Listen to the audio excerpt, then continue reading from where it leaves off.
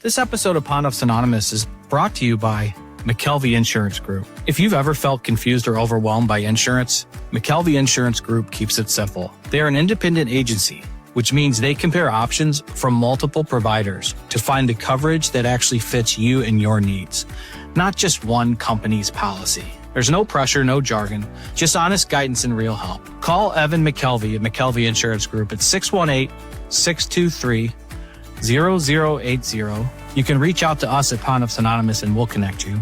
Or visit their website at mckelveyins.com. That's McKelveyins.com. We couldn't produce this show without them. This episode of Pondoff's Anonymous is brought to you by Light Source. What do we need when we're in the dark? Sometimes it's simply just a light source. I'll react if I had to. Put some things in the past too, and don't let them distract you, but react if you have to. I'll react if I had to. Put some things in the past too, and don't let them distract you, but react if you have to. React if you have to, Don't know the time, just know that I'm, one of a kind, What's on your mind, What hard to find, Beautiful mind, Still in my prime, Just know that I'm here. Good evening. Hello, everybody. Welcome to the podcast. Are we able to compartmentalize? Are you talking to me? Mm-hmm. Everybody, Oh. anybody. Are we all able to compartmentalize? Compartmentalize what? Are you going to be mad at me during the show? Oh, no. I can direct my emotions. I can just tell them what to do. I'll be mad at you later. Yeah. You can just tell them. Good idea. I wish I could do that. I love you very much. I I'm know. sorry. Have you met Zoe? A little bit. Hi, Zoe. Hey, Have you? So you guys have met? we all hung out. Do you not remember? Yeah. Was the Hilljack trivia? It was No. really cool. No, it was after that. See, he knows. It's okay. Jacob knows. You don't have to remember. I don't remember when was I it? know. It was in my office. That's where it was. Oh. Yep, I got there. Oh, you didn't remember? I remembered. Just had to get detailed. It was a good talk. It was nice. We chatted. You are unforgettable. Can you Pondoff sing? was I told busy. a guy that at a bar Nice. last Monday because he came up to me and told me his name. He said his name was Charles. I was like, only one? Charles. That's exactly what it, yeah. Anyway, he was like, I It's think like a we've pair of met pants. before, but I can't remember your name. I was like, then it definitely wasn't me. Ooh. And that was it? He gone. No, he lingered for a while. Oh, he did. He really, really wanted more than what I was, I don't know. Anyway. He was interested. Was he British? Charles. No. His name was Charlton, but Charles I might have Schwartzel. been more into it if he was British. Masters winner, I think. don't look at me. South Africa. Sorry, we're right across the That's a table dope from each t-shirt. other. Is that new? Is that a Oh, new no. design? It's old. Really? Must be nice. He had to play kickball to get it, Pondoff. So he went out and got one. Damn. Gotta play kickball to get it. I wasn't playing kickball when I was growing up because I was too busy having sex with girls. Kickball. I watched you play kickball once. The Hilljack. Yeah, that's where it's from. Jacob, welcome won. back. Welcome home.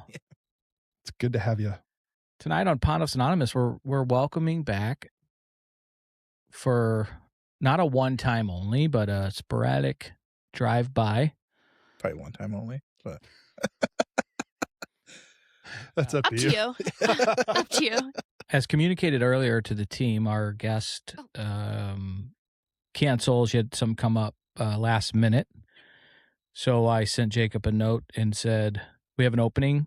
We'll be there with our bushiest tails and our brightest smiles, and we're ready to record. Would you know anybody that'd like to fill in? And Jacob said, how about myself? Love it. Love to hear it. Set their ass out 10 people and they were busy. But What's new? What's been new? What's happening?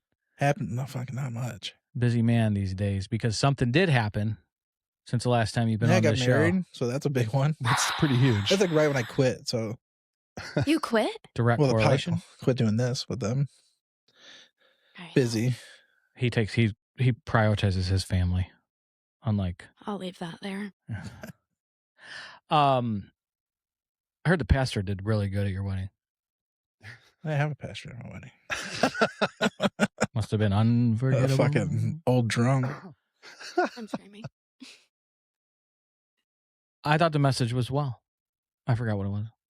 We're all still mad about it, but Why? I didn't say anything sexual. that's for the first time ever. You made us stare at the crowd for like 4 minutes. I did. Neither one of us like attention. So Well, marriage is kind of a... marriage is fine. My- I mean, Attention with a everybody. wedding perhaps I said, is... look at Maybe all the courthouse people. would have been a better place for Yeah. you guys. It really Yeah. would. Like that's my biggest regret. Just not doing A courthouse it. and a party. Yeah. Yeah. That's your biggest regret? Yeah, that's pretty good life. Yeah. Not the homelessness and heroin addiction, but just not having a courthouse wedding. You said it. I was like... I was leaving it to you. How is married life? Oh, not bad. It's good.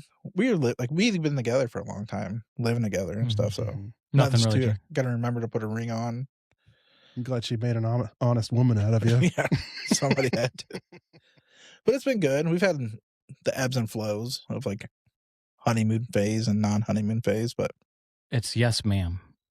That's what the happy wife, happy I life. thought you were going by ma'am now. Not today. Only on Saturdays. Only when Tim McKernan is here. Did you see Jeff's shirt? Yeah, I did. I thought that's why you wore it for you, but maybe it's because of me. But Well, this is specifically for people with disabilities, so I did wear it for Chris. That's great for our church. Yeah. For what happened. What the fuck? That was crazy. Yeah. Can we talk about that for a second? Yeah, I brought the house.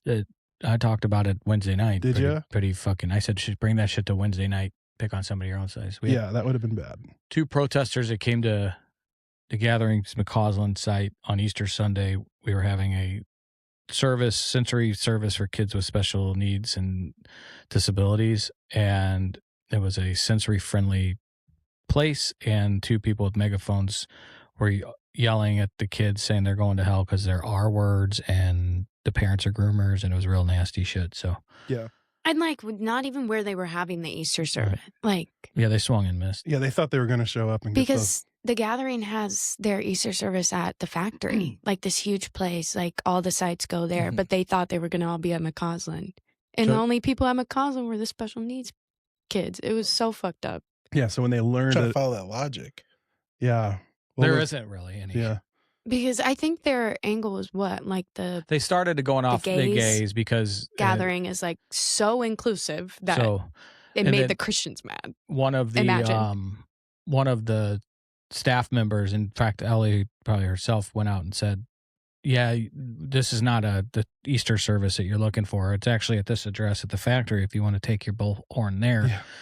This service actually is just for kids. We're trying to keep it quiet because a lot of them have sensory issues. There's kids in wheelchairs, there's special needs kids. And they, instead of taking the L, they started turning their hate towards the children with special needs. So fucked up. And like our friend Nathaniel, if he was there, he's like, I would have been in jail. Yeah. People need to get punched in the mouth. I'm confident that I know enough lawyers and judges that I would have got that pled down from assault. Yeah. I would have taken a night or 2 in jail for that, probably. Because I think I could have kicked their asses. I'm not much of a fighter, but those guys sound like Right. So at Drug Church, I said, come on a Wednesday night and pull that shit, see what happened. Yeah. Bunch of people that don't play. They're not just- scared. I just see somebody, beating their asses and then Iggy putting a cigarette out on them at the end. Screaming. And his Vera Wang. Yeah. So I don't know how we got off on that, but inclusion matters. And you had brought up disabilities. Yeah, making that was not a good joke. That was to make. great. I thought it was pretty funny, actually. And it was at me. I have a few. I'm glad to see you. Welcome back. How things going here at IRC? Things are good. We're busy as ever, Mm-hmm. which has been good. It's like busy and also settled, so it's This- nice a bit. It's one of those weird businesses where you when they say it's been busy, you don't really want to go, oh, that's good. Yeah, business is good. Yeah.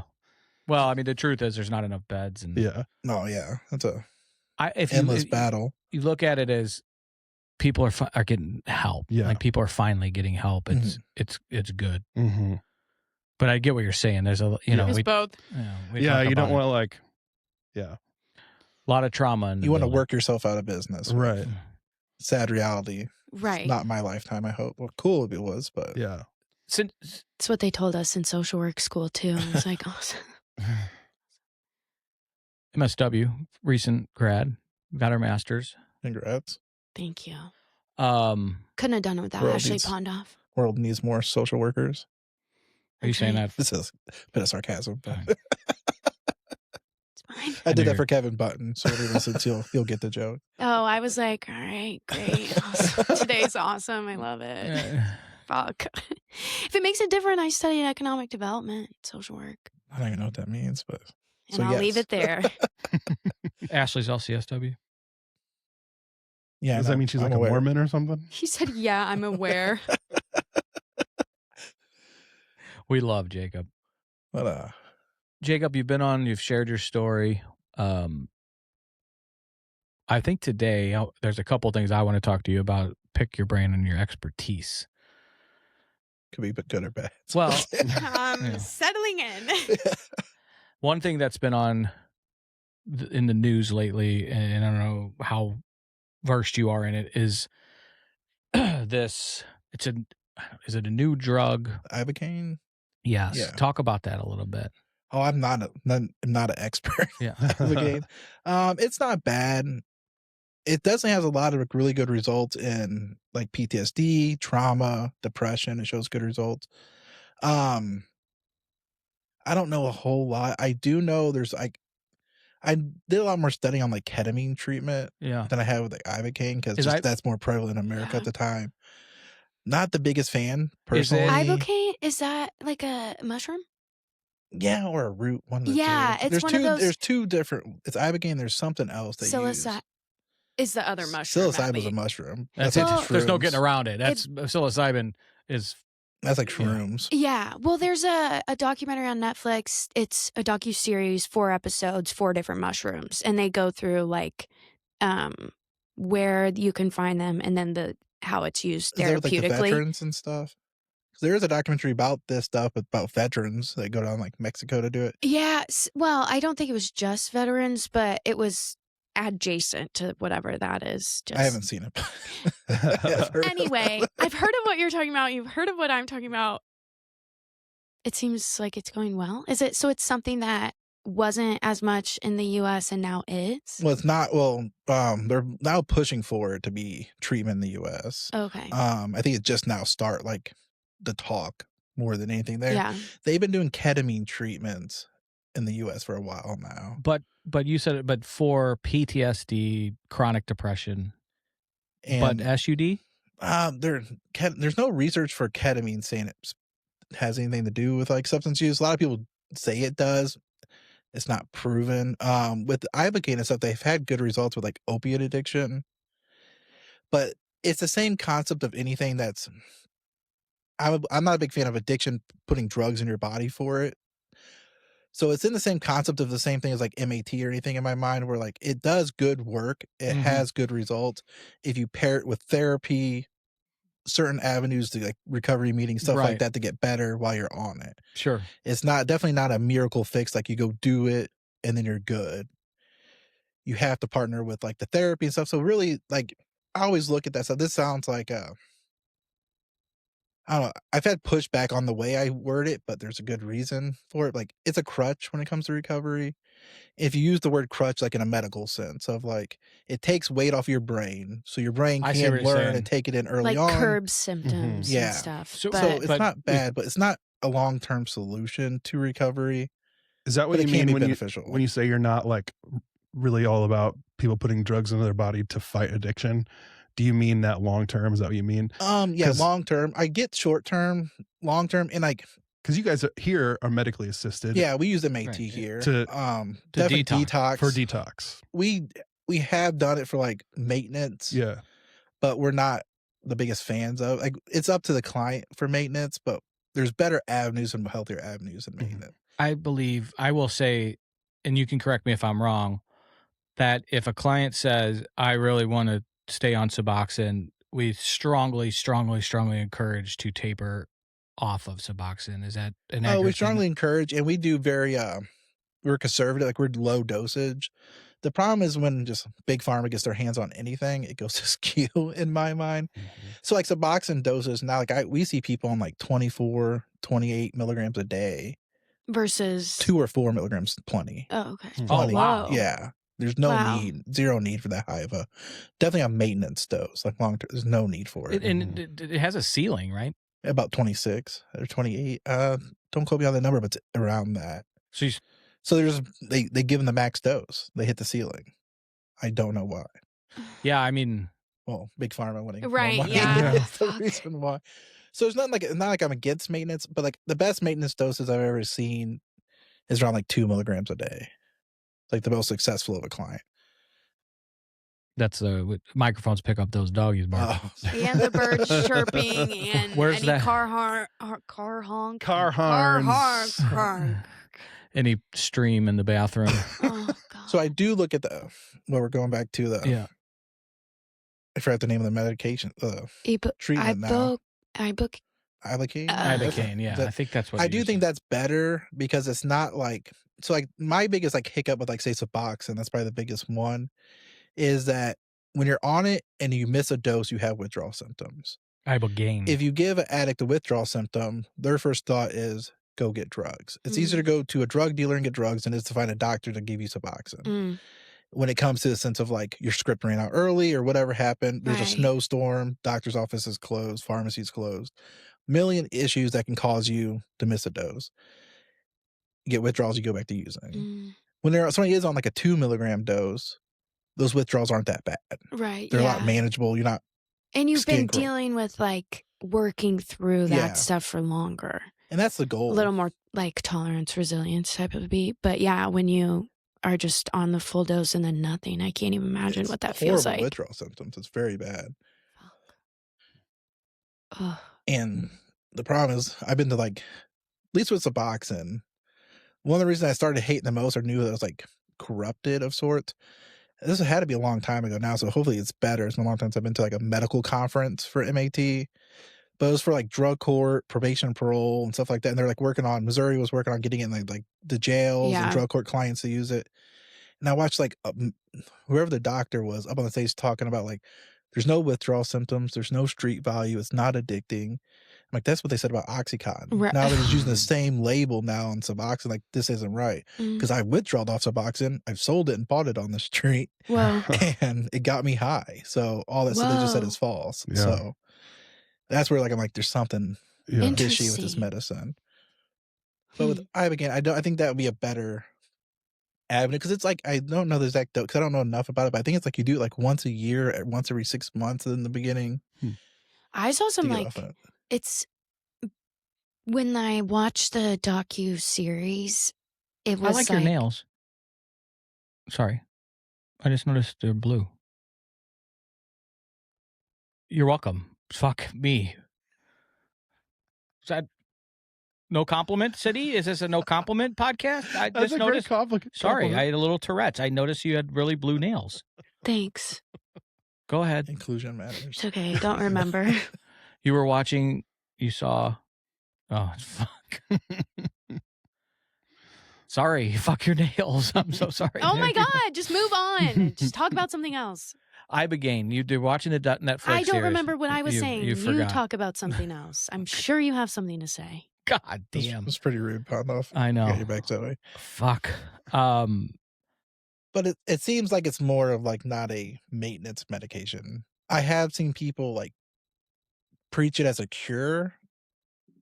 Does which anything I don't cure like, and I don't like that a term 'cause childhood it's false. wound? Yeah. It's a false narrative, but it's like people have like very spiritual experiences on it, like the once every 6 months or like once a year. Like I've heard people will do it once, like with a like therapy assisted, like a therapist will come in, you take the dose, they let you in this room, it's like comfy, and then once it hits, the therapist comes in and like asks you questions and like sits with you through this like trip, basically. Yeah, And that's how ideally it would be done. I don't know how much it Right. happens that way, but and I feel like that method's maybe probably pretty inaccessible. Like, Bingo. I've heard Yeah. that too. But I've heard but I've heard the people that I know that have done that have either gone to Canada or Costa Rica yeah, or for that, like, because the doctors in the States will afraid to lose their license if they do. yeah, that shit. it's illegal Right. to do it in the States. That's what they're So- working on. how do you? Okay, so if it actually is like good, the ibo, are we doing a long I, not E, ibogaine? I think so. Hopefully, you're saying that right. This podcast could be. I know. Shit. I think if I say ibuprofen, I'm saying ibogaine or whatever.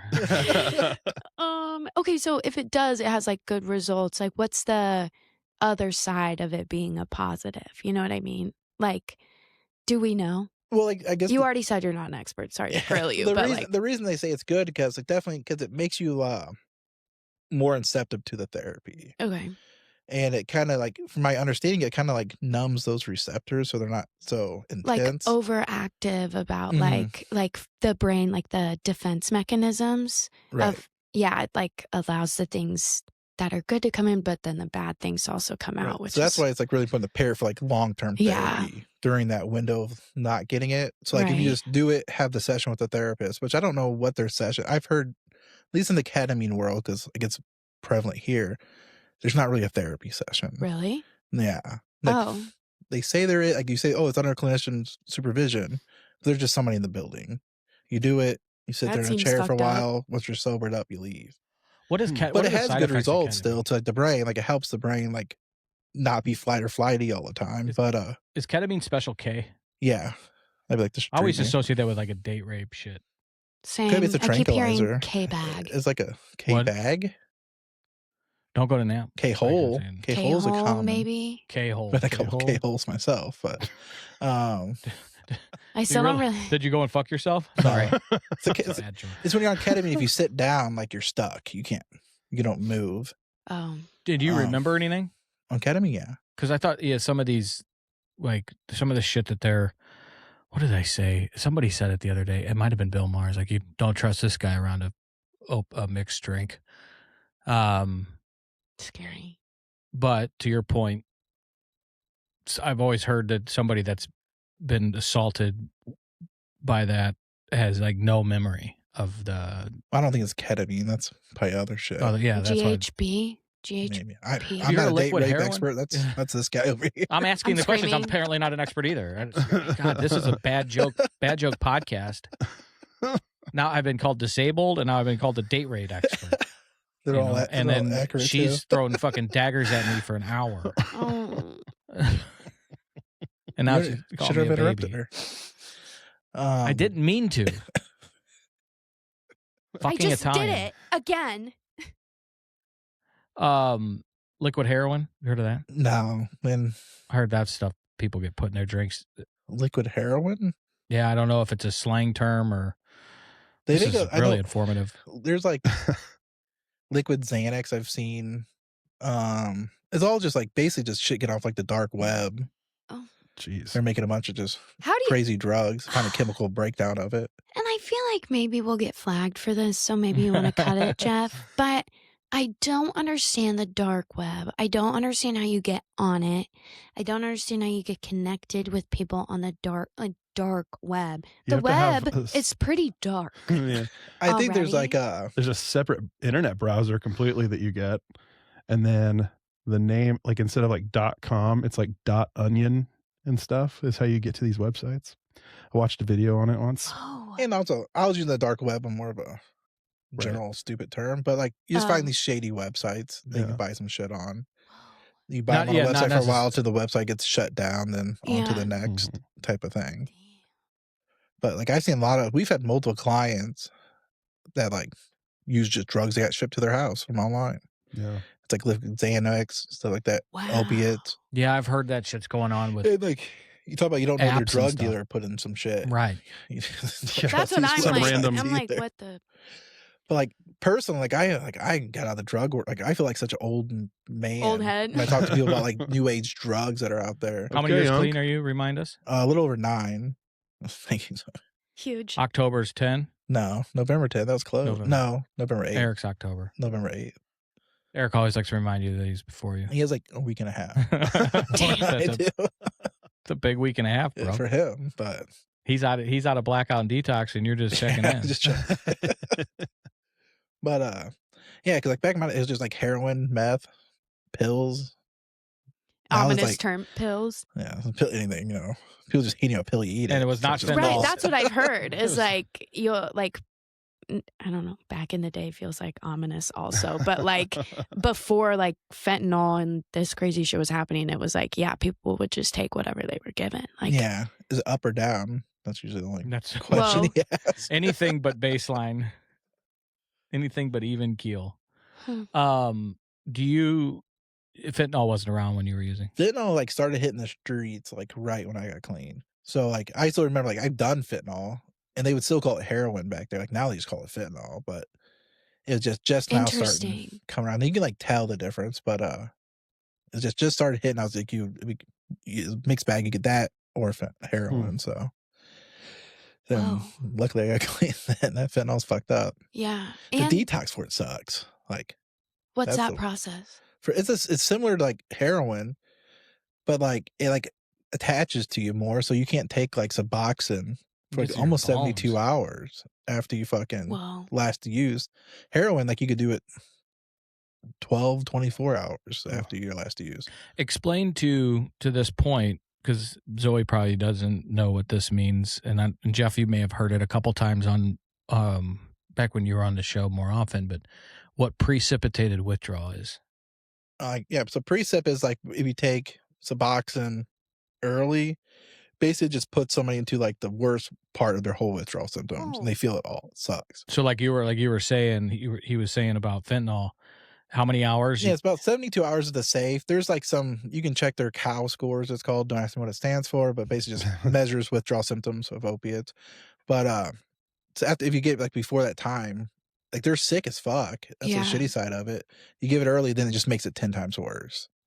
So you have to wait till they're able to actually take it before they don't make them sick. Do you have to like convince anybody? Like, I swear, like this is not, you don't want it yet. Like, yeah, well, both ways. Because there's people that have had like if you've had precepts once, you never want it again. So we'll have people come in for detox and not want Suboxone. Because they're terrified like at all, yeah. PTSD and like they'll shit. get to that point too, like this will make you feel better. So you have to convince some people to take, and other ones like you gotta wait. Then they're coming to the nurse's station every 10 minutes, asking for something, which is shitty. Been there, but is there something in those cases that can help a little bit? Oh yeah, we have like a good mixture of like comfort meds, a bunch of different stuff we give that we don't have. It's very rarely we have somebody that's like so sick they're. Wait, what's a comfort med? It could be like a muscle relaxer. It could be like a nausea. Baclofen normally. Oh, Flexor for the harder cases, but Baclofen's like a little weaker than a Flexerol. But Gabapentin's been in the news a lot. Do we use GABAs? We use GABA for detox. Okay. We don't use it for long term. That's another one you don't really want people on super long, in our opinion. Oh, and that's one of the ones you depends on the doctor. What the doctors they feel like is best. Our current one is a fan of GABA for detox, but not like long term GABA. Sure. I associate gabapentin too with like severe back injuries. People will have it could be GABA to help them rest because you can't. And then I remember it was my mother a couple of years ago had something and she's a like crazy active RN, and it bedridden her. I think that's what I'm saying that right. To a point where she had to prednisone, like 50 to 60 milligrams of prednisone, which is about the ceiling for that you should go to.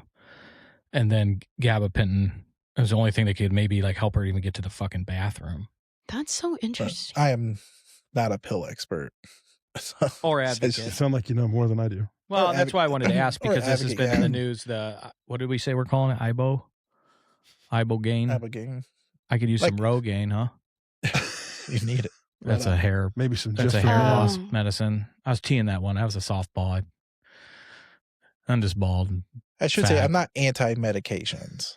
I just think we overprescribe and misdiagnose and give people stuff they don't need. So. Yeah. We were talking with a little bit on PAFO with Tim McKernan that about how Adderall can be really, if it's abused, really dangerous shit. Well, it's meth. And that's what I It's like one difference with meth. So A little different bonding agent. That's it. like tiny. Yeah, and it's so interesting. Like, so would you guys say that like ADHD medications like microdosing meth? Like, I feel like I've heard that, like maybe more kitschy, but like, is that not what it is? Pretty much. Like, I don't want to like scare it because Adderall is like a medication that some people do need. I think there's a lot of non-narcotics. raise our hands. A lot of non-narcotic work for me. alternatives that could be better. Jeff's like, I need it, just doesn't work. Let's I say know. Adderall, but Have Like you heard her what? alarm? Somebody wants to sponsor her phone alarm. Our first commenter ever has now turned into a fan.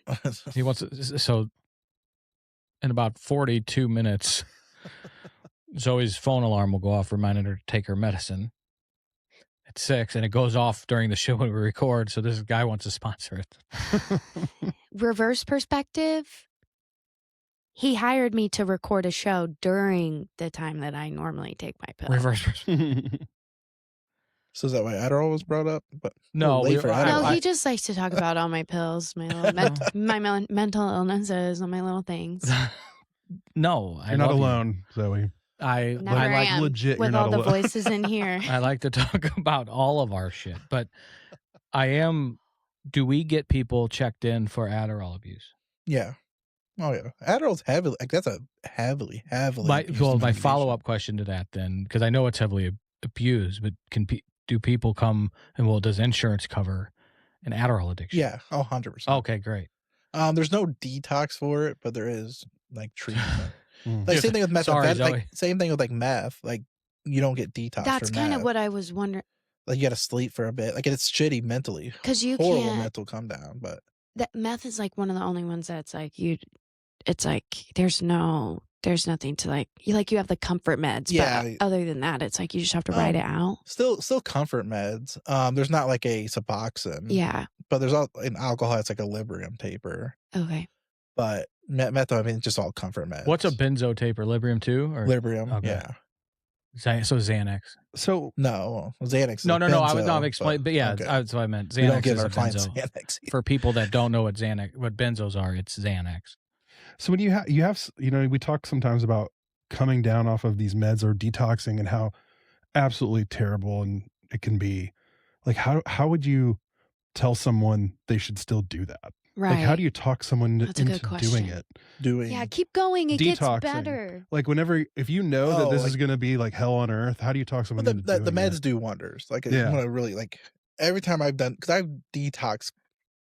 I've attempted detox 100 times, but each time I like went to inpatient and did it. I've done a lot of outpatient detoxes. They didn't work for me. I made like 2 days and fuck that or they get high. You wanted to say But- they don't work. Can They don't work. They you don't. go say, but give your why. Do you? Well, Because like, there you're too an many expert in options, this You know space. what I mean? Like, it's not like one, drugs aren't our problem. We're our problem. But if you leave yourself out into a world of like, I have accessibility to drugs. Sure. How are you not going to get the drug? You know, Mhm. because that's because like Suboxone don't fuck me up like heroin fucked me up. You know, and it's just you can say yes. I'm a big believer. Recovery is about putting yourself in positions to not have to say no. Mm. So if I'm outside doing detox and I have to say no to go and get heroin every single day during that time, maybe I'll say no for 2 days. The third day I say yes, I'm fucked. Mm-hmm. Mhm. So that's why like you need like a bubble. You need that safety net of treatment around people like-minded, nursing. Yeah. Well, like It helps. shield almost. Yeah, 100%. I always call like the pink bubbles of treatment center. Yeah. Mhm. No, So- and I completely subscribe to what and- you're saying. Like a lot of which, like some people don't want to hear this either, but a lot of withdrawal symptoms are mental. Like the physical Yeah. withdrawal symptoms come from mental. Hmm. I always tell people like when I was on heroin, I had to drive to St. Louis to get my shit every day. And I'll be like, this is great, like shitting and throwing up on myself, sick. Like literally Oh. driving, throw up all over me, fucking just sick as fuck. I would see the arch and I just get energy and excited. I don't feel sick anymore. Mm. So I know Because I'm you're getting coming close all to the way the from bumfuck, Missouri. Well, the arch is still in Missouri, but you know. It's not it's not. You can't see it from bumfuck, Missouri, though, bro. He's like, please don't call her. I'm from bumfuck. See it from bumfuck Illinois though, but so like it's mental It's true. that way. So when you're in a treatment center, your withdrawals aren't as bad It's funny you say that. When because I think it's a mental game. Yeah. But the medications, like, they do take care. Like, by day 3, they're outside playing bags and basketball and shit like that. We have to like keep them from going to the gym because they want to go. when somebody if I'm around somebody that's coked up, or I think of doing a fire line of coke, I get a little bit of tinge of needing to use the restroom. That's a really cool story, Pondoff. Thank you for sharing. Daggers, man. Well, Right fucking didn't here. do anything. I haven't got to talk shit on Pondoff in quite some time. That's I'm true. gonna say. That's a good point. Yeah, I mean, I can understand that. I never think like emotional relief when I think of going to the bathroom. That There was was- baby laxatives in the blow. Maybe you're below Pondoff. the only time I ever got a do we need to go to the bathroom was when I was in trouble. Right. By So who? my mom. Oh, Yeah. Peggy? Yeah. Only 2 times. That's all it took. Oh, because she was going to whoop that ass? Yeah. Got it. Absolutely. And that's all it took the rest of my childhood. Do we need to go to the bathroom? You only got spanked 2 times. Never. I got spanked 4 times, but only twice in a bathroom. 4 times, one hand. My mom used to brag about that. And I was like, now I look back, like, are we bragging about corporal punishment? My parents spanked me more than 4 times a day. Well, I was a little Well, bit you're also terrified a- of my parents, you're so I also a didn't do heroin much. addict. That worked out for you. Obviously, negative consequences don't change my behaviors. Negative punishment. Yeah. I hate that. I'm sorry that was your experience. Oh, it's okay. That's my happy childhood memories. I do love your mother. I forgot the childhood test thing, but I score high on that. Oh. ACEs? Yeah, ACEs. Childhood. I think I had adverse I childhood think it's like 8 or 9 or something like experiences. that. Yeah, I have 8 Out of Yeah. 10? Out of like, 100. no, it's like out of 10. 12. Is it 10? I'm pretty sure 10. Did you cheat on it? I wish. I felt cheated How'd before. you score so high? Adversity adds up. Yes. I was going to I just know Laurel got like 2 less than me, so I've been bragging on her. So what is the test like that you had a good Oh, childhood? No, it was like just like ask you a question about your kid. Like, It's do you have a parent in prison? Things Yeah, like that. where Was there any- yelling, drinking in your household? Just questions like that. And if you say yes to both of those, do they use your score all up or down? Wait, 2. uh, You don't want a high score. yeah, the higher the Oh, okay. score, So that like makes the sense. worse. Got it. I your thought you were like childhood was. I thought you were batting like a B plus. I'm like, No, that's the red childhood I heart. know about.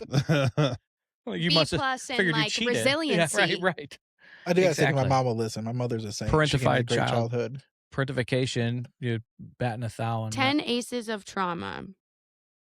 Okay, so Nadine Burke Harris is not the one who created the ACEs test, but was the former Surgeon General of California who put together the medical effects of ACEs and then worked with kids in a San Diego like neighborhood to like do research about like why are kids not growing just because they were like emotionally, like they had like where is the connect? Anyway, okay, Chris, are you listening? I am.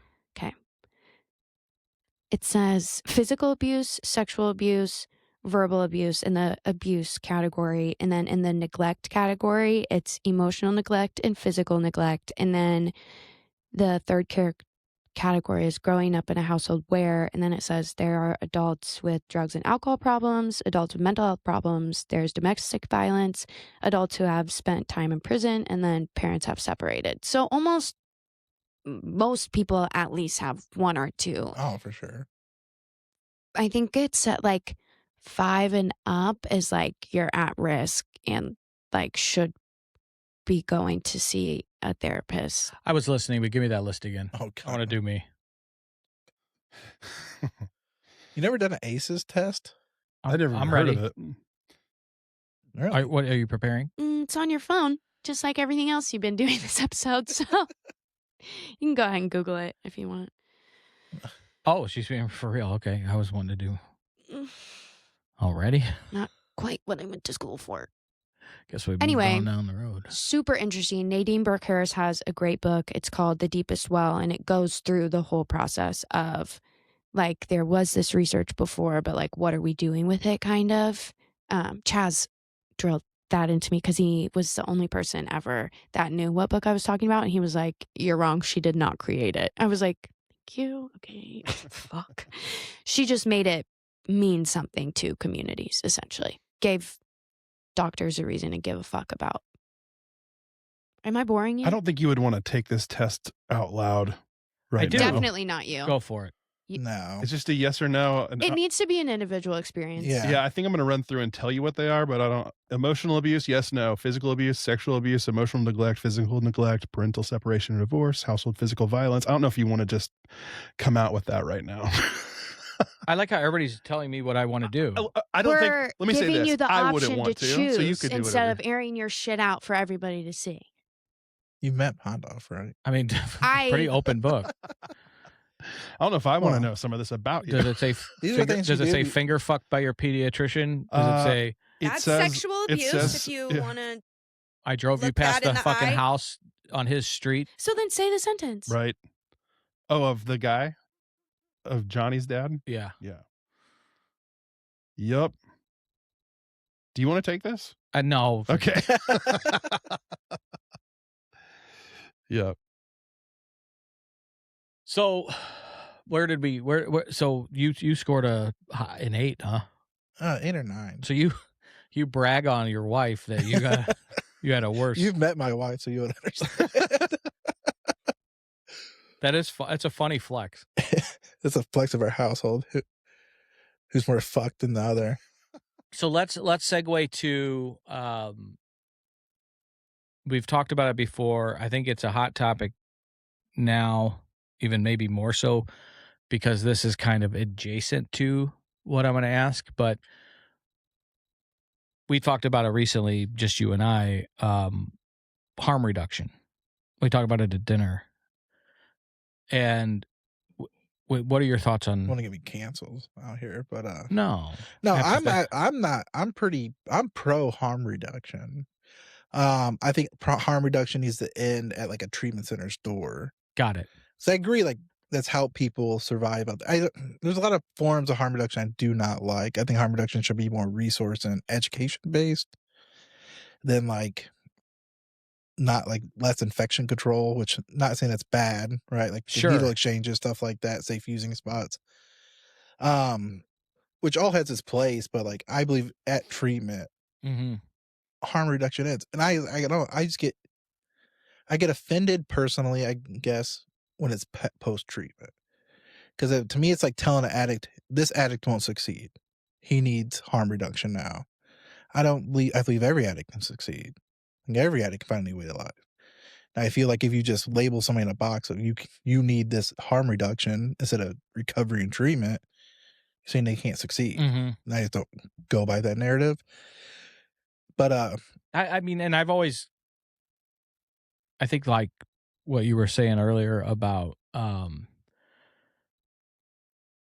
like I've subscribed to you what you're I well, like it's like the wave of treatment model of like meet them where they're at, sure. which I'm not against that saying. I understand it. My goal is never to keep them there. Yeah. Harm reduction in my mind is like meeting somebody where they're at and making sure they have some type of care that is beneficial to them where they're at that moment. Mm-hmm. That's not what I do in this field. My job is to make sure they don't stay where they're at. Yeah. My job is to get them out of rock bottoms, get them up, new way of life. So I am pro harm reduction. I like the stuff they do out in the Sure. community. Like Prevent Ed does a lot of stuff that I really, really appreciate. It's like a company over in Missouri. I don't know if they're in Illinois, but they do a lot of good work in the community helping people. But once they get to like my realm, They were right next it to ends. us. Friday. Prevent Ed. Prevent Ed. Yeah.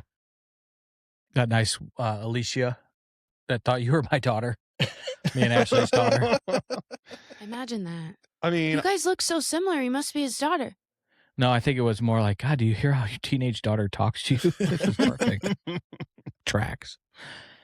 But yeah, so, Prevent Ed, they're in Missouri. You don't know if they're here in Illinois. I don't think they are. I'm sure Missouri. I'm sure Illinois has to. I just know Missouri a lot more. Than They're Illinois, big going after vapes and those bad boys. energy drinks. Yeah. They probably have bigger stuff they could work on. You're But batting it starts there in fucking middle school.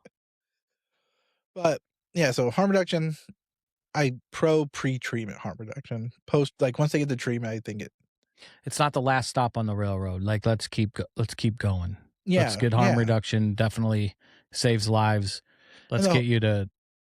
the whole purpose of harm reduction is keep somebody alive till they can get help. I like to look at like my area of work is to help. Yeah. So I don't. But there's a lot of treatment centers. I'm not going to name any, obviously. That harm reduction is their program, and I think that is fucking bullshit. Like I don't like that. I think it's one just trying to collect a paycheck off a client, or it's like Not I said, sustainable. well, it's just not believing in an addict. Mike, I've never met an addict so sick they can't get clean. let me Not ask you the ever. question that maybe listeners are asking because I don't think I'm going to get in trouble for it. So if a treatment center says we're going to keep you on Suboxone for the rest of your life, that's a harm reduction post. It could be definitely if they're not like if your goal is not to get them off of it, right? Yeah, like, I disagree with that modality if that's the right term. Like if they're teaching it of like this is your medication for the rest of your life, then yeah, I would say that's problematic. Yeah, I would say so. I agree. Other people disagree, so I'm not saying I'm right. That's in the interesting. matter. Do they so does a treatment center who would do something like that hand you off back to like your doctor? It depends. Some of them have med management and they're outpatients and stuff like that. Yeah, but outpatient's not forever. Right. It can be be use med management for it. It could be. So But methadone, for instance. I don't like methadone. I'm not a big methadone fan. And methadone is more of a long-term, you're on methadone. Yeah, there's no, like, if you get off, like, methadone, you can't get off of it. Almost. Don't you have to go somewhere to do methadone? You gotta go to like a clinic. To go to a clinic to get it. That's interesting. It's kind of like I know someone that is tapering right now for methadone. And it's a fucking hard. Very hard. Did they do it? Do you have to do that treatment at the clinic, or you go there, get it, bring it home? Usually you go and you get like, it depends on, there's like tiers to it, but you go there in the morning, get your dose, take it, then you're good that day, go back in the morning, and then they'll give you like enough to get you through the weekend. She was on our podcast. She drives to Alton every day. Yeah. From Belleville. Like she done right down the street. It's just 45 Good minutes for her each for way. tapering off of it. But it's a big commitment. Type of medication where like if you don't have the withdrawal symptoms of methadone, from my experience, has been worse than heroin. No shit. And it's fucking so long. Like we're talking like heroin, at least for heroin, fentanyl's a little different, but heroin I had like about 4 sick days. Yeah. Those days felt like 4 years, but they were fucking just 4 days. If I got to day 5, I started feeling better. It's a long 4 days. Methadone was like, because I used methadone, it wasn't that long. I probably just used it daily for like 3 months. Really? Yeah, this was like street buying use, it on the street. use. Yeah. This wasn't like going to a clinic, so I was using way more than I probably should have been. But I've seen people on way heavier doses at a clinic than I was taking. But I was sick for like a month. Like just sick as like flu for a month is what it felt like. It fucking sucked. Just quitting cold turkey or tapering yourself? Yeah, but I also I was still using drugs. I wasn't like clean. But like so I like smoke weed or drink. You're harm reducing. Anytime I wasn't using something, I fucking felt sick as fuck from like opiate withdrawals. Do you view like naltrexone and Vivitrol as harm reduction? Yes and no, because again, I think anybody that's on Vivitrol or naltrexone should have the goal of getting off of it. Yeah. Maybe that's a week for Jeff and 2 years for Pondoff and 5 years for me. But know my for goal one. should be getting off of the medic. Same thing with Suboxone. If somebody's on Suboxone and the goal is to get off of it and you have a plan for that, I don't necessarily call that harm reduction. I'll call that treatment still, like medicated assisted treatment. But if like, I'm going to give you this medication, you're going to be on it for the rest of your life, like some people we've heard talk about it, then like that's where it's like harm reduction. I don't like that as the goal. Right. Because I did Vivitrol when I got clean. And I like it. I like, if every client we have here, we push Vivitrol and naltrexone for after they got out of treatment. Do you know the difference? So same drug basically, right? Mm-hmm. So Vivitrol is a shot in the ass that stays for 30 days. 1 shot a month, basically. Naltrexone is you take it every day orally. IUD versus pill. Bingo. Right. So you can pull the goalie and get high. Or damn. Right. And so Vivitrol is a safer for bet. I wanted naltrexone to start, and then it worked. I think people are like, did it work? I'm like, well, I stayed sober, so I'm sure it helped. But I was always afraid of getting in that car accident and them going to saw my leg off and me feeling it. No, so. they can. It was what I told stupid. myself to It's get ignorant- off it. ignorant thing to say. I can't say anything Ignorant. right today. Fuck me. They can break over the ceiling of it and make sure you don't feel pain getting your legs sawed off. Okay, thanks, MD. We're gonna scare Would you somebody watch out the there for fucking not pit taking the yesterday? medication, saying some stuff like No, that. I told myself that. And by the way, I'm a fucking what's it called? Sensationalist. I told myself that so I could get off of. So I wanted to stop taking it after a year. I'm just giving you shit, Pondoff. Calm down. Fuck, man, I'm wearing it. Like, I feel like I got a fucking shit suit on. It's coming at me every fucking way. I like your watch. Thanks. My wedding gift for my wife. She's such an angel. I miss her. I like it, actually. I bet you miss her today a lot, I actually. do. Fucking tough week. You need to go home and get some hugs. But naltrexone, Vivitrol, I like it because it's not mind altering. Like it's a legit thing you can't get high on. Like Suboxone, you can get high. Methadone, you sure it's fucking get high on. That's another. Yeah, they're opioid blockers. Yeah, right? it's just a blocker. It's not like any of like the actual opioid in it or anything like that. Does Vivitrol? Because I always associated Vivitrol with the opioid addicts I was in treatment with. Do you give me Vivitrol to alcoholics? Yeah, it works. Okay. It works. It's the same medication as naltrexone. Because it's just all right. once a shot, once a pill. And I like the shot because, like you said, you can't choose not to take it. Once you got it, now the month you know you're not going to get high. I've heard, I don't know if this resonates with, but you said you weren't really like a pill guy either. No, Like- ma'am, I was, but Oh, okay. He was boofing them. Oh, I never know what boofed that I means. never- Have I you never ever worn boofed that a hat pill. we got you, by the way? Oh yeah. I think I wore it one day somewhere. As a What did joke. it say? Make boofing great again. Yeah. Damn it. Happy birthday. We told a joke and then we lost. I'm sorry. I did it too again. No, this was my fault. Something about pills. It's okay. You did ask him if Actually, he was that- a pill guy. Yeah. Yeah, I remember that part. But now it just dawned on you might have been asking like because I don't like medications like long term for addiction stuff. But Yeah, no, it's a good question. I took it as you asked me if I ever like abused pills. But anything that could get you high. oh yeah, Oh. I was. Okay, this is my question. So, I've heard like, or just like alt perspective to the butt shot. I've heard people who are in recovery or like just trying, like people who are like a friend who was taking Adderall and is like, I'm trying to like taper off Adderall, whatever.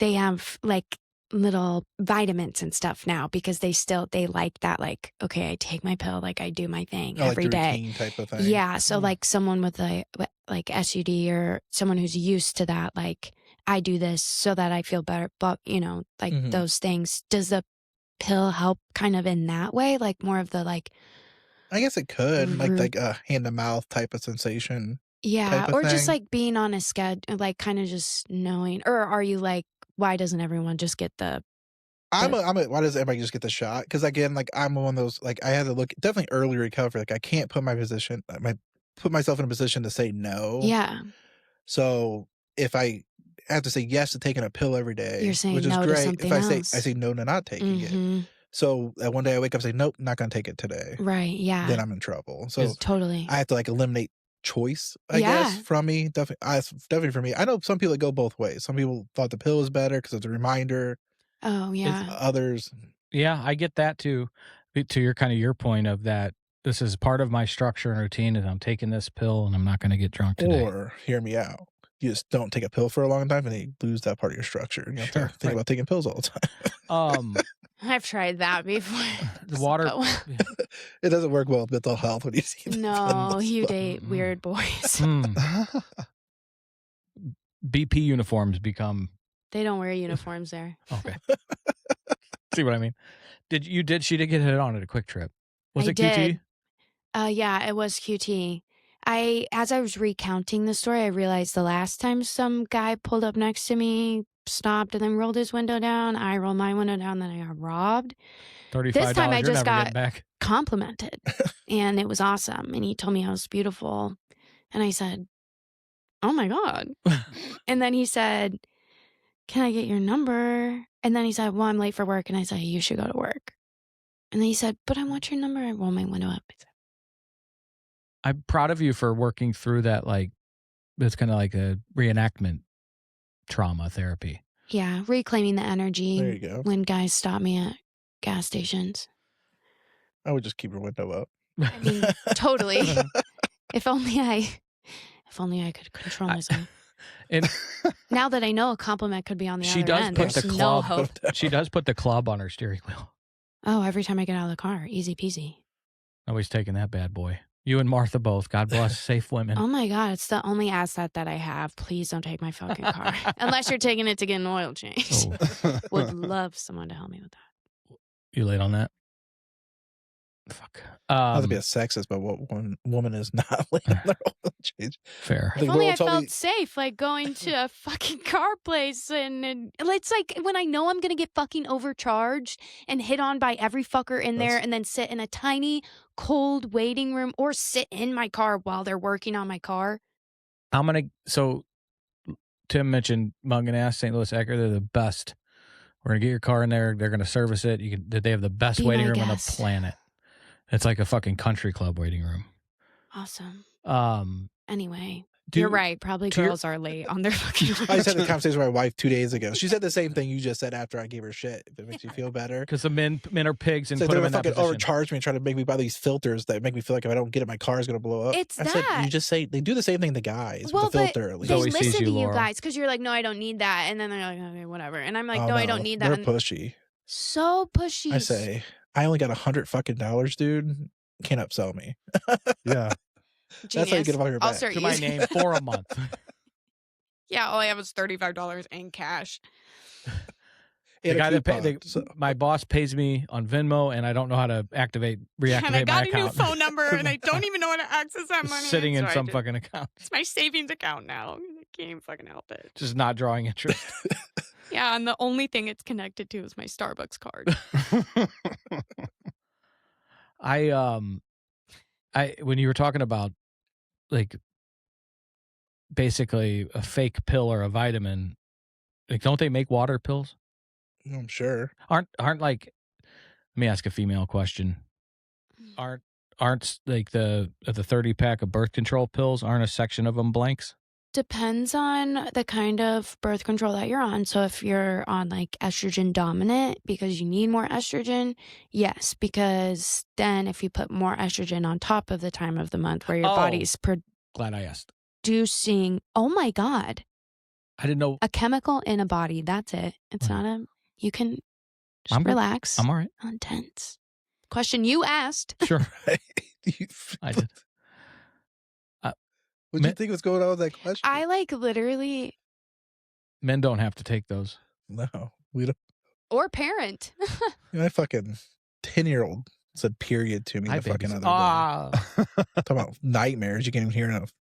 how is Horrible. she? Guess what that means? She can make a baby now. She don't have it yet. Thank you very much. Her friend did. Yeah. Okay. Alrighty. I must would have tell put- my dad my friend had her Right. period. You believe too. whatever you want, Thought it brother. was a fucking little precious angel. It's she's how was the play? Virgin Good. forever. Next week is first shows. She's like rocking a musical, like an adult. Yes and amen. Where's it Nice. at? And I don't know. Man. I don't know. Is she good? It's a, but yeah, she's good. It's Fiddler on the Roof. Oh, Yeah. See, that's what people say. If I were Tradition. a rich man. Blah, blah, blah, blah, blah, blah. She's like one of the kids or Oh. whatever. But she came to Clayton the first time he came to Clayton. He brought her, and it was around Christmas time. And she went right up to Sarah Rugenstone and said, "Do you have a play? Can I be Mary?" Like she went right for it. She wanted I the love role. yes that. and amen. Yes and, And amen. Sarah's like, "We don't have a play, but if we did, you would be Mary." I could see her. so She's like, Sarah wanted to make a play just so Annalise could be Mary. she'd be a good She's like, marriage. if only too. I had time. I am always grateful for your wisdom and expertise. Can you share with us, because I think it was open, but walk us through what a lot of people don't know what outpatient is, and then why it's so beneficial when you leave. Did I say inpatient? When you leave inpatient to go to outpatient, and this should be good. This should ring some bells, because Zoe's been doing a lot of research on this. On outpatient? Yeah. Sober living, treatment, best practices, stuff like that. Outpatient is like I would say it's like a very crucial. I believe it's very important. I guess I'll word it that way. Because like when you're in treatment, everything's like I said, when you're in a bubble, there's a lot of like things you don't have to deal with real life in Yeah. treatment, you know? So it's kind of just like a relaxing place where you can start getting some education, time away from the Little substance. reset. Yeah. Start learning just like basic skills. Well, right. Yeah. Everything's like done for you. So all you have to do is learn how to like say no and then Yeah. get yourself out of situation. And just like kind of get to a be a stable, person again. Yeah. stabilizing. Get some fucking food in your gullet. Yeah. And then outpatients for like when you're actually out there in the real world, not in the bubble, Yeah. life's fucking happening. You just learn skills, but how the fuck do you actually put them in the real life at the same time? Outpatients where that's for. Yeah. It teaches you how to use the coping skills in real life events that's going on with you you go a lot more in depth because like inpatient, at least nowadays, like it's 30 days, sometimes less than that. The insurance companies are assholes, which majority are. So you got 30 days. You can't get that much work done in 30 days. Mhm. When you have to like detox, you got to get stable, got to deal with emotion regulation because your emotions are a fucking roller coaster. So it's mostly just getting it stable. Outpatients where like the real work begins. Outpatient plus go to meetings, sober Yeah. living, all that stuff is very important. But outpatient, I would say like, and it's usually like ours is about 90 days long, our IOP program. It's not super long. I've seen outpatients go like 5 years, but Oh shit. another reason for that. So it's just like where you can do like real life work at the real time. Because like I said, treatment's a bubble. And a lot of addicts, and I don't know if it's all in the same box, but we're in a lot of the same boxes. We're not that unique. We don't really deal with issues unless we're having an issue. So if I'm in treatment, I probably won't have that many cravings. And they're Mhm. very small, and I'm in treatment, so I know like getting high and getting out, that's effort and work, and it's hard to fucking do. So a lot of times that deters the cravings. And the people around you aren't doing that shit. Like Right, yeah, and you're around all these like-minded people Yeah. there to you have a community of people all wanting like to with the start same fresh and have a goal. good life. Like there's a good vibe. Yeah. Once you walk out the door and you don't have that, maybe you got your fucking mom, spouse, whoever now on staring at you, making Yeah. you feel awkward as fuck. Baby's mama. But baby mom, whatever the fuck it is. And then the cravings hit, you know. You got to now have resources for that. And that's where professional resources too is very important. But so that's why outpatient is important. I think It's how you nail it down. outpatient was like I don't remember all, like it was a little. I remember my detox and inpatient, but like some instances, but outpatient like is really where, and because it was a longer period. I mean, I went probably 11 months after. I mean, and I did 3 groups, an individual therapy session. I was piss tested every week Mhm. for a year. And I really started like rebuilding confidence. When you had shit out in the real world fuck with you, you could bring it to the group, bring it to the therapist. I kind of fell in love with one of the therapists there at ARCA. Anyway, I forgot what her name was. Jenny. She was nice. I started regaining, what do they call it? Conflict resolution skills, I think, maybe a little bit better. I was less angry, less pissed off. Did threaten to throw, that was inpatient when I asked the kid if he had wings because I was going to throw him out the window on the way on the 4th floor. Because he was clowning a little bit too much. But outpatient, I kind of, I mean, I live by it. And I think if you just do 30 days of inpatient and then go back out into the world, it's a real uphill climb. Yeah, It You're- just seems jarring. Like from someone who's never done that, it seems like a very jarring experience to go from like scary reality, very, very like supportive 1 month and then back out. Like yeah. it sounds very scary It's to a me. shock to the system. Yeah. Like I would say probably a big chunk of relapses happen for the first 72 hours after treatment. Wow. And those could be people, like I've seen people that you would call like an ideal client, you know, Mhm. took everything serious, didn't bullshit around, relapsed Follows the 48 hours after structure leave that's out, you know. provided. And that's where like outpatient comes in because accountability is there too. Yeah. And like, you know, you're doing it. Because again, a lot of people think you do 30 days in treatment, you're cured and you're better. Like, that's just the beginning. And for Like- for no other like serious medical condition, like, is that true? Like, No. yeah. Families, it's very like families think that they think, and that's where education and support Mhm. groups for loved ones. We heard it a lot on Friday. We were at this Mhm. event hosted by Aspire Advocates talking about what was that one professor saying? I wasn't paying attention. He was good. Addiction and treatment. It was literally a scientist from Harvard in addiction studies. He was talking about the studies they've been doing about addiction in teens. And then the other people talked about their addiction high school. The recovery school, which is great. Sorry, but, recovery high They school. because we met Jacob for dinner afterwards, Ashley and I. We invited, but you needed to see Kimmy. Oh my God, Kim was such a fucking nut job.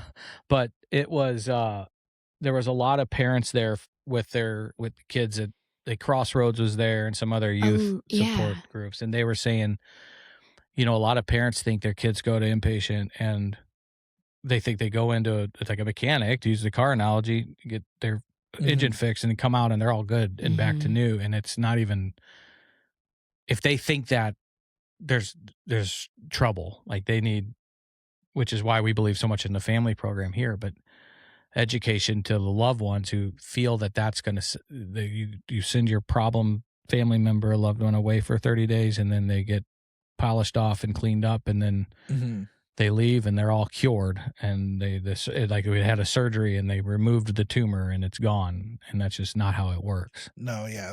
I think a lot of people, like addicts and families, fall that line of thinking it's just like, oh, you're better now.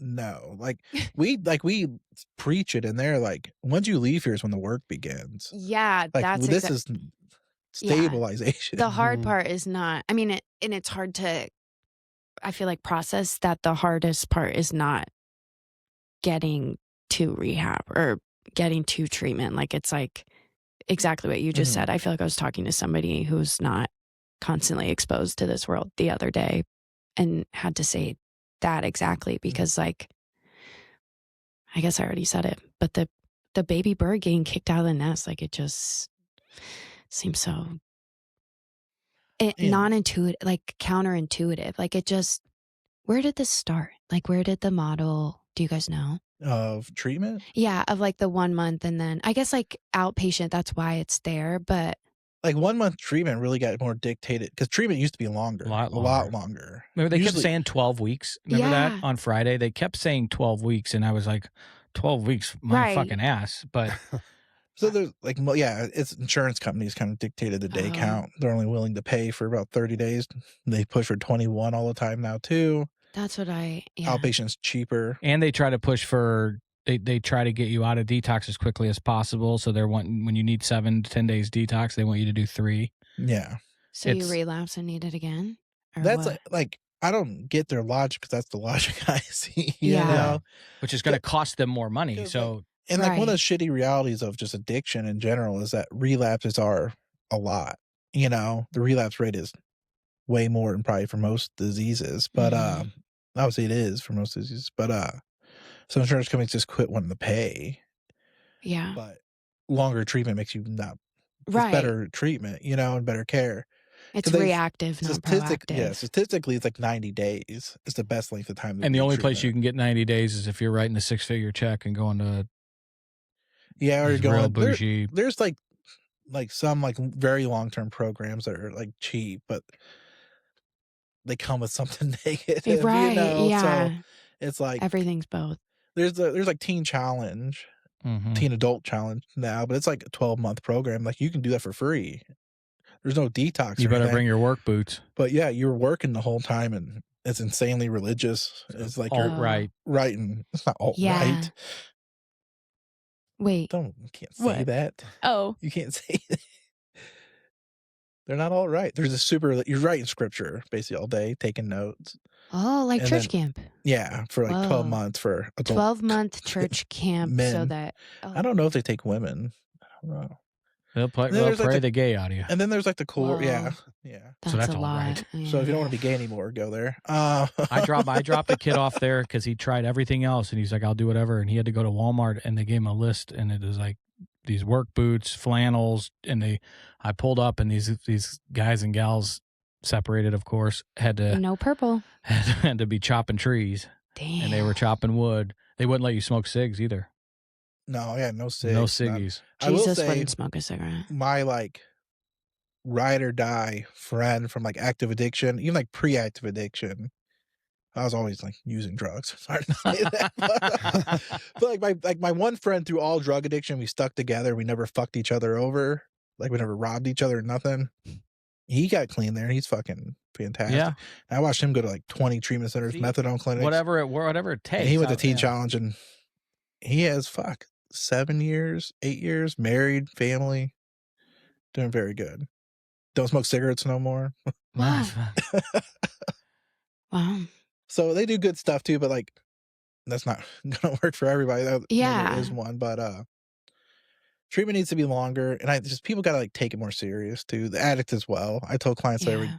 time I talk to them, like, this is life or death. Like, you have to treat this as such. Mhm. Where a lot of people don't, It's like, oh, Yeah. I'm gonna come get my oil changed, and I'll be good. Well, right. Especially because I feel like when you're, or from what I've heard, like in active addiction, it's so like second by second. Like there's not a lot of that like long term, because you don't know really where or who you're going to be able to get what from. And you're like mostly just focused on like, where's my next dose, that type of thing. And like, where am I going to sleep tonight? Like, where am I going to, so the idea of like planning out long term. Yeah, you don't really go past the day. Yeah. It's a Groundhog's Day. What does our inpatient look like? It has like 4 walls. Like, you mean Really like well heated. The best clinical director on the planet. His name's Jeff, and his last name's well, Brenneman. he does Oh our my God, outpatient, Jeff. not our inpatient. But That's what I said, didn't I? you said, what is our inpatient like? Oh, I meant outpatient.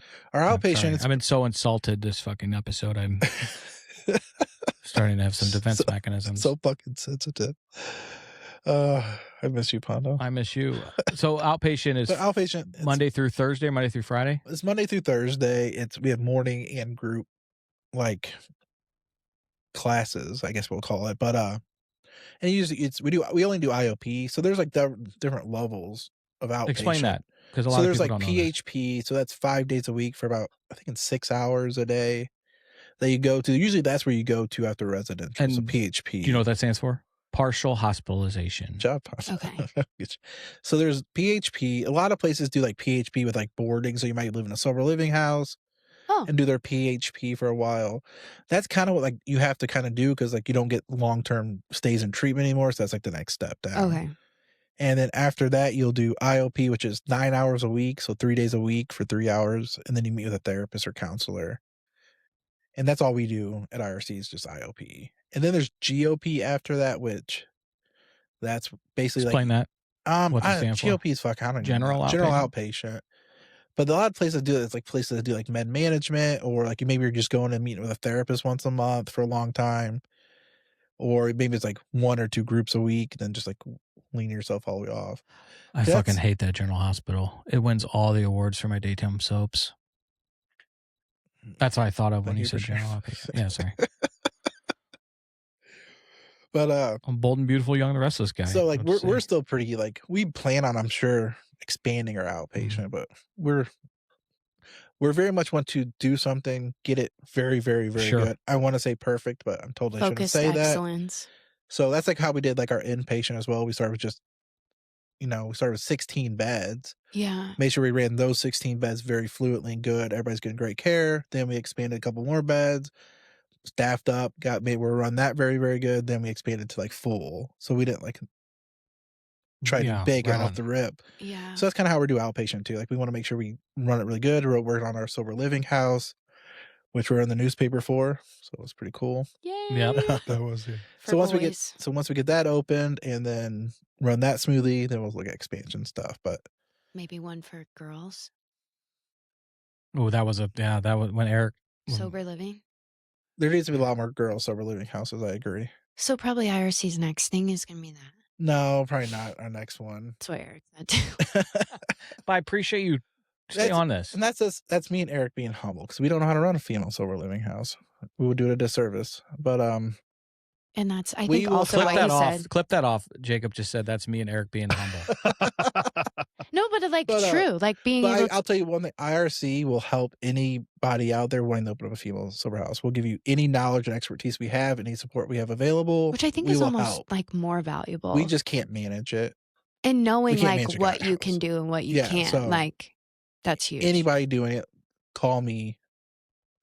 My email's jmiller@Illinois Recovery Center. Well, not give my phone number. I know. I was But, like, that's bold of you. But You should get a we'll Google definitely number. help support like anybody trying to do it. So there needs to be more sober living house. There needs to be more treatment. Yeah. Needs to be more resources. And harm reduction can stay where it's at. But last topic for our expert today. Feel Who I weird don't want to because- call a guest. Don't he's a member Well, of the compared to family. me, and I don't. So yes, you're an expert. Because this has been a hot topic in the land that Zoe and I have been navigating and spending a lot of time in. A lot. Is a lot of time together. A lot. A lot. Is the land of teens and Teens. addiction, and maybe in lack of resources. For how serious it is. What are you seeing out there as far as when I say teens, and it's strictly 17 and under, I'm assuming. Yeah, because here at IRC we're 18 and over. Yeah. There's very limited inpatient resources for teens.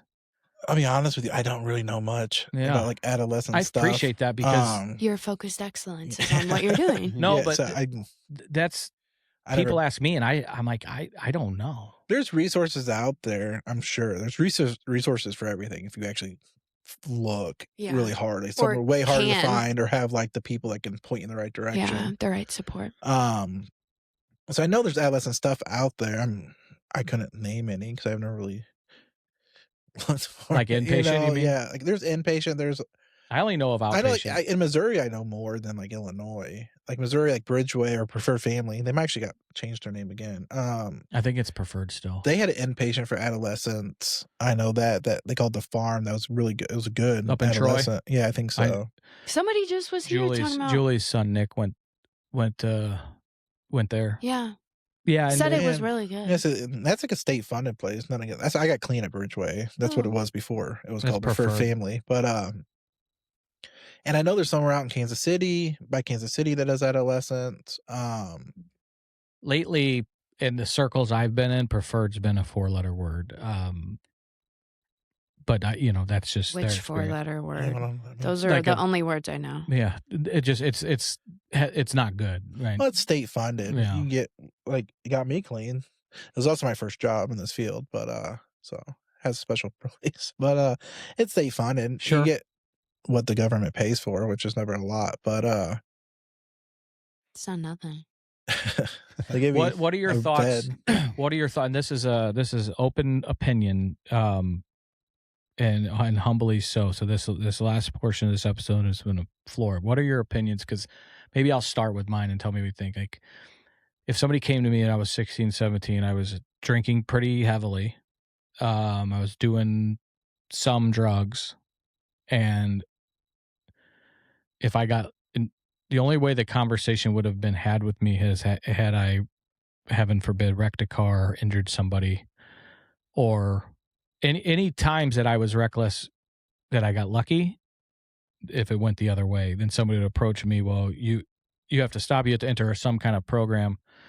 And for me at that age, forever is a really long fucking time. So the thought of to get sober now and I can never drink again or do a drug again is a daunting reality. I think facing a teen. Fentanyl was not available then. It is now. So I think the game's changed. The parents allowing some, speaking for myself, as I'm terrified for any experimentation for a whole list of reasons, but especially because of how deadly shit is out there now. but I think that's a part of the challenge in treating teens with addiction. And the second part that ties into that, they talked about a lot about this Friday is, and damn it, the acronym APG, alternative peer groups. God, see, I was listening for a second. Alternative peer They groups. said it probably 1,000 times. That's what I take away. I some, I was never a great like student. I was getting kicked Me and under the Ashley table. are like trying to take notes at this thing. Fucking And dorks. Chris is like Highlighters on and his shit. phone and like it through the whole first section. And then we just look over. And after it gets done, he They said checks it something. off. I'm like, oh, because you learned so fucking much. Fucking One of the fucking professors nerds, from dude. Harvard had like an acronym that was G chime, and I yelled G spot. Nobody laughed, but I did. Yeah, I can see why Me they and didn't Ashley laugh. laughed a little. And so did Erin. She was at the table. They were over it by then, and Aaron's like, "Oh my god!" But alternative peer groups are making it not sound fucking dorky. I don't know the lack of the better term, but when you're a 17-year-old and like, yeah, I'm gonna go hang out and not. So they're coming up with cooler shit to do. I think there's space the underground can come up with, or for kids that want to be sober but still have Because fun. what they talked Yeah, about a that'd be the lot goal. was like what you were saying, that like you have to take yourself out of opportunities where you're Mhm. gonna have to say no. But it's like, fuck, like how do you do that at 17 or younger? Like, Right.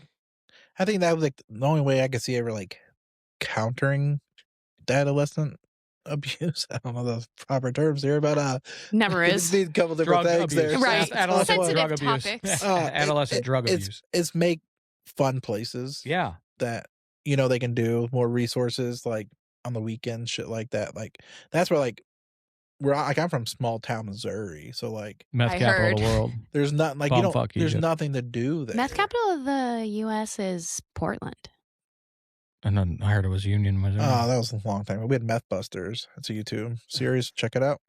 Are you Keep serious going. right now? Are you serious? Yeah, like Missouri gave like Franklin County like a huge grant monies to get rid of meth, and they fucking tank rolled buildings and shit. But now Is we're that pretty back good when they now. were cooking it in the fucking Yeah, this was daycares and probably shit? like 15 years ago. Yeah, they don't make it like that no more. My mom had to take in like 6 Horrible. kids to her daycare once from the in-home daycare that was like a few blocks over because their house exploded because they were cooking meth. Jeez. That was like a daily thing in Union for a long time. Yeah. But Crazy town. that's like, so that's all you had was like Not a whole field lot to parties do. and shit. Yeah. Like, you know what I mean? Like that was like your weekend Yeah. activities was always like a party. We had a movie theater. What But happened? even those, you could have. What happened? Like Like a the- Take bonfire, anything a in fifth there. of Jack Daniels, and That's what we're talking about. That's bad. and some Thomas. rubber. That's what we're talking about. That's what we don't want them right, doing. right. But then, how did it escalate to meth? Gateway. Yeah, Gateway. Every drug's a gateway. Jack we- Daniels does fuck people up. Oh, we were just down in Zima's. I don't know. Pussy fucking boy. Downing Zimas. Oh my forgot- God. Hey, we- Evan Williams. We is had my Jolly idol. Ranchers. I'm sure you did, dude. Talk about liberal. But I wasn't back then. Back then, I voted for Bush. But- The president Are you or drinking a the beer. Zima? the hair. God. We were talking about landing strips last show But like I said, on men. I wasn't. It was one of Zoe's ex.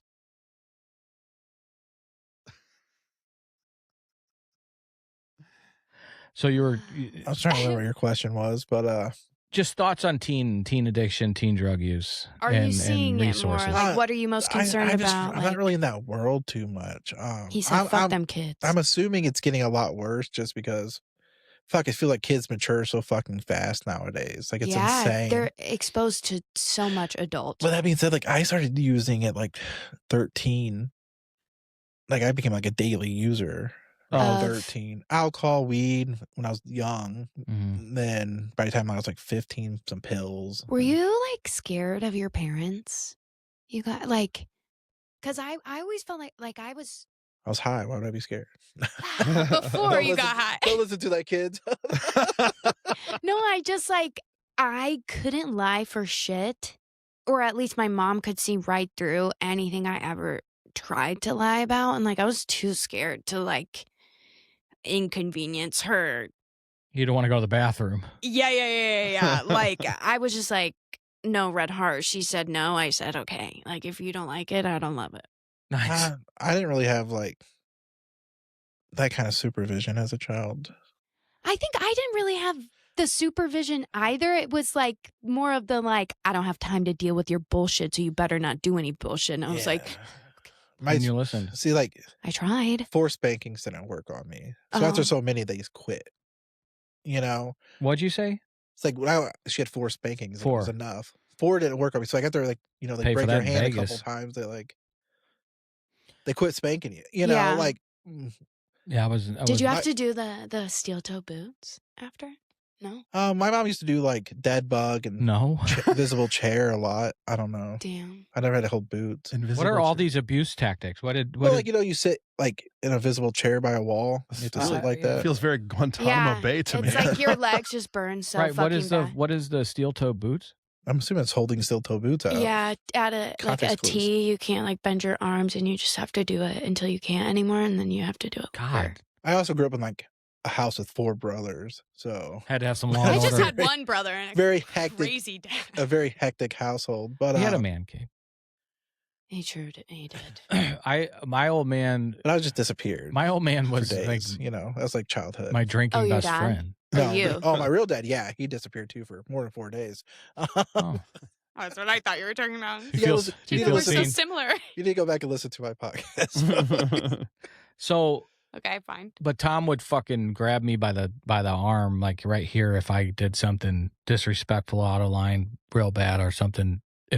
One time I fucking smashed this kid. That sounds bad. I was gonna say smash this kid from behind. A check from behind in hockey is when you hit somebody's in their numbers into the boards, and it can really fuck them up.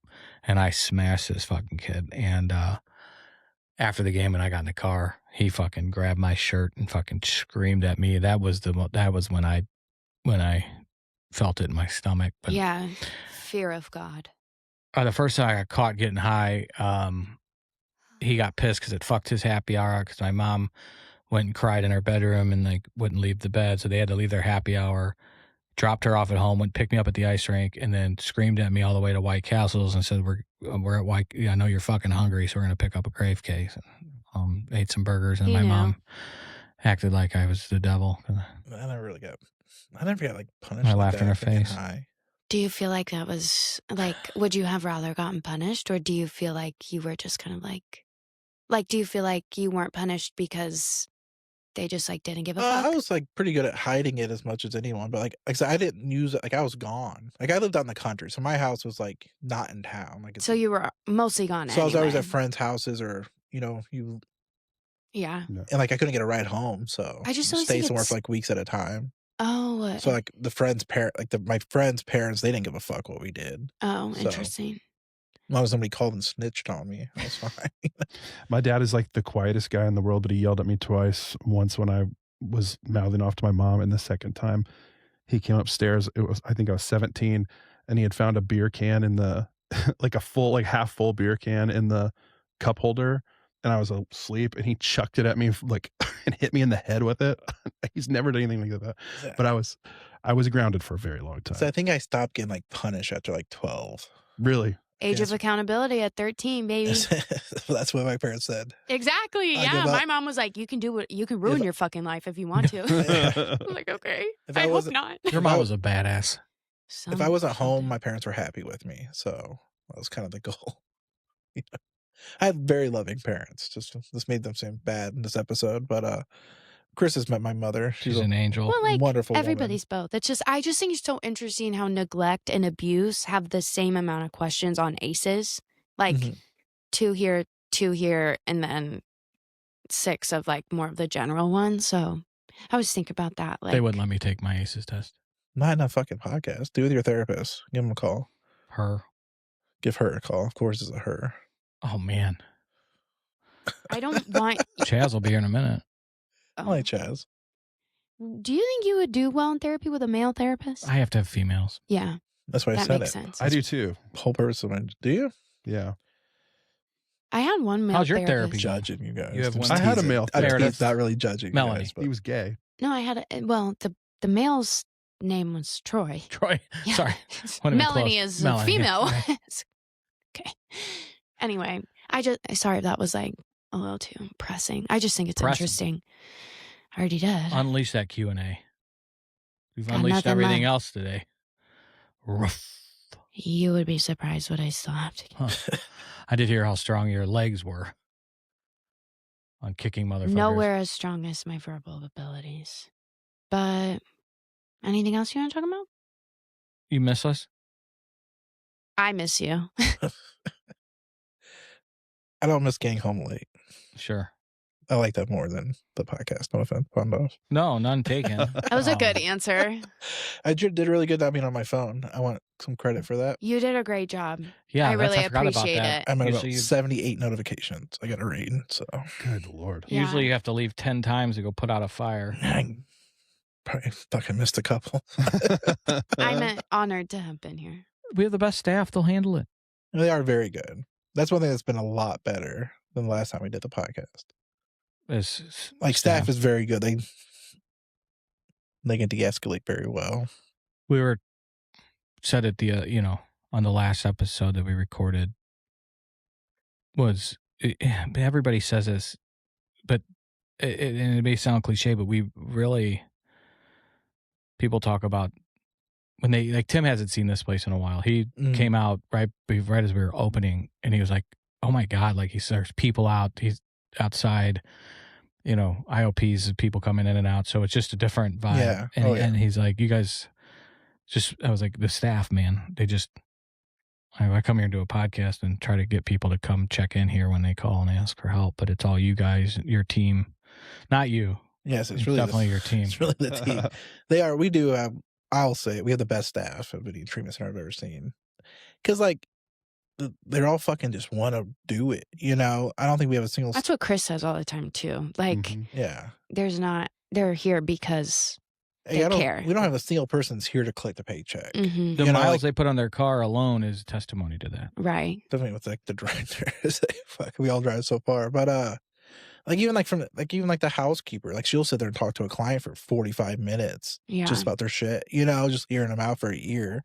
The women that are in and out of building 4 where our studio's at, Yeah. Zoe's like best friends with them. Oh my God, I Yes, love Jen. my Jen's girls. the best. Jen's so And Donna. good. She They're like coffee sometimes- bros. Yeah, they sometimes I'll walk in like the coffee will already just like be made, and I'm like, Chris, and he's like, you already know it wasn't me. Right. Yeah, and then we chat. But seriously, like I've met a decent amount of the Yeah. staff here, and yeah, like can't say even last- one like bad vibe. And even. last week we had Alyssa on. Oh, I love her. She's really We great. met Brooke. Nathaniel. Drug Church, yeah. Are you going to come Wednesday? No, Wednesdays are my Okay. busy day. I'm sorry. I'll tell Cam. It's okay. Your mom could come see Cam. You gotta invite her. That reminds I think me. she does smart recovery on Wednesday nights. That reminds me. I need to get some stuff from Cam for Katie. Don't let me forget. Okay. Thanks for filling in, man. This Oh, was no great. Pleasant surprise. The door is always open. I speak for Jeff. I Yes, speak sir. for Zoe. Speak for myself. I use your guys' bathroom all the I time. hear. Not mine. Zoe Me doesn't and care. Jen share a bathroom. So one of the bathrooms up there, she's like all girlied out. Yeah, Jen has one. Yeah. Yeah. So they. She put a trash can in there for me. Oh. I always hit up Sarah's. Hope she didn't mind. I'm just kidding. Oh. I really am kidding. I couldn't tell, and I couldn't decide if I cared. I was like, okay, fuck I it, care? go off, go piss, girl. So where are you headed now? Clean up some stuff. I gotta go get the boys The from baseball practice. Always on, aren't you? Oh, constantly. It's good seeing you for dinner. It was good having you here tonight.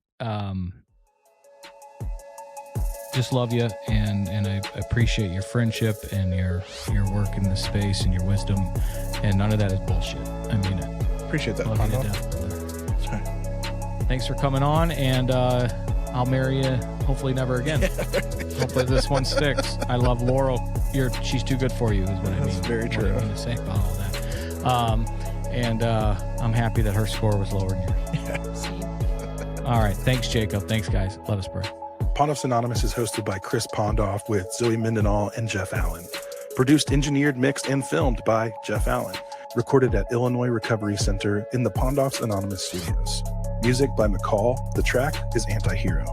This podcast shares stories. It's not a substitute for professional help. If you need support, visit pondoffsanonymous.com and contact us.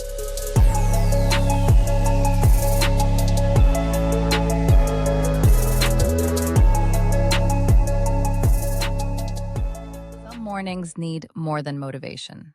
They need a solid cup of coffee. Light in the Dark is the Pondoff's Anonymous Dark Roast, created with our friends at Long Story Coffee. Bold, smooth, and built for the days when you just need something steady. Every bag helps support the conversations and community behind the show. Order online for delivery, shipping, or local pickup at pondoffsanonymous.com/coffee. Light in the Dark Coffee. A little light, even on heavy days.